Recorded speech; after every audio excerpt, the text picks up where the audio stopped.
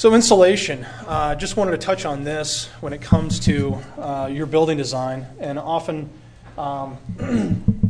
building insulation is often associated with the waterproof membrane, and is therefore important to consider. There are some retrofits of an existing rooftop that you may want to offer a client where they can, if they don't have insulation up there already, they could put more insulation on their roof, or there's existing insulation that's up there, and that you have to deal with that somehow during your eco-roof design. There's kind of three options when it comes to insulation placement. There's just your standard, what I have in my house is up underneath the ceiling, underneath the drywall, but below what I have a wood deck or wood sheathing on my roof. Then the second one is where you might put the insulation above on the wood deck and then the membrane on top of that. So it's still a dry, warm, I guess they call this a warm deck design. And then one that we have here on the Portland building is the inverted roof, or where you put the membrane directly on the deck, then you'll put insulation on top of that, and then you can place your eco-roof on that as well.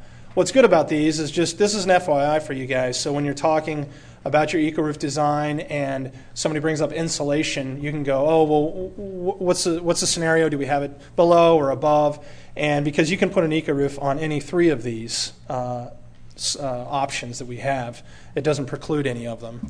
There just might be a little bit more design that you might have to look at. And one of the things that we do notice is that insulation that might be existing on a roof, if you put it above it, it's oftentimes when there's a roof replacement that it's damaged during re-roofing.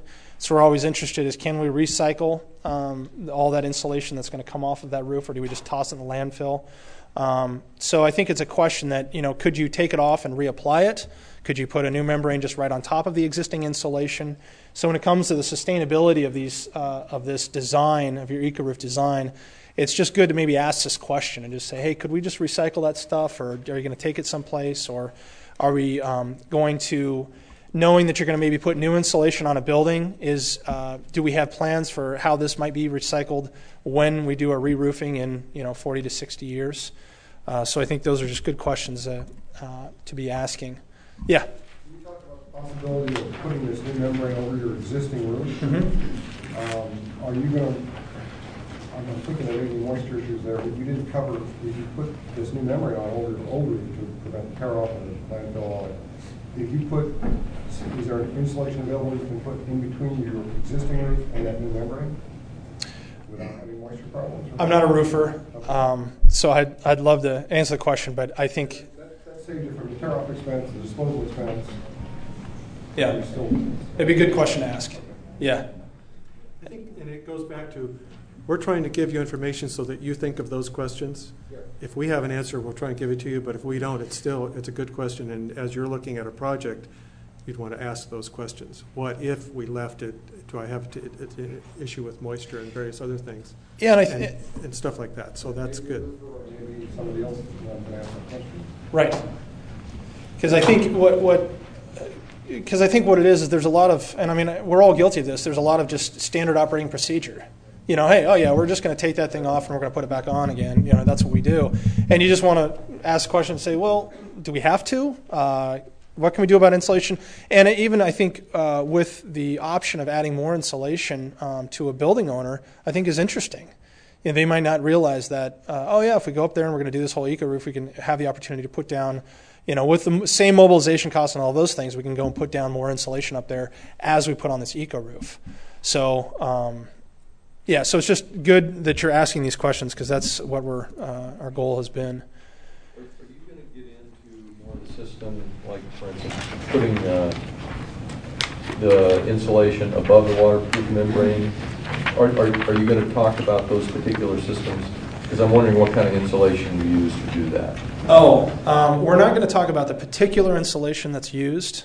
We have an example of this building as we get into membranes and root barriers and those kinds of things. So we'll have photos of how that's laid out. But as for the specifics, we aren't going to be giving those out, I guess, as to you mean, are you talking about like the type or the R value or the? I'm just interested in the system of, you know, do you put the soil right on the insulation? But if you're going to give the example of this building, then that's what I'm. And this will be, you know, it should be noted, the examples that we have, just in the research I've been doing recently about what are the products that are out there and all the systems. I mean, everybody has a way of doing it differently, and I mean, it is amazing how many different layered and drainage mat and double drainage mat and root barriers and all these things are all in these different layers, and there's no real no real consistency, a way to go, okay, I can categorize this as this kind and I can categorize this as this. There's just so many variables that I think if you had an idea of to what you wanted, you could probably find it, a way to do it. So that's insulation. And then the other thing that you need to consider, we'll get into irrigation and plant material next week,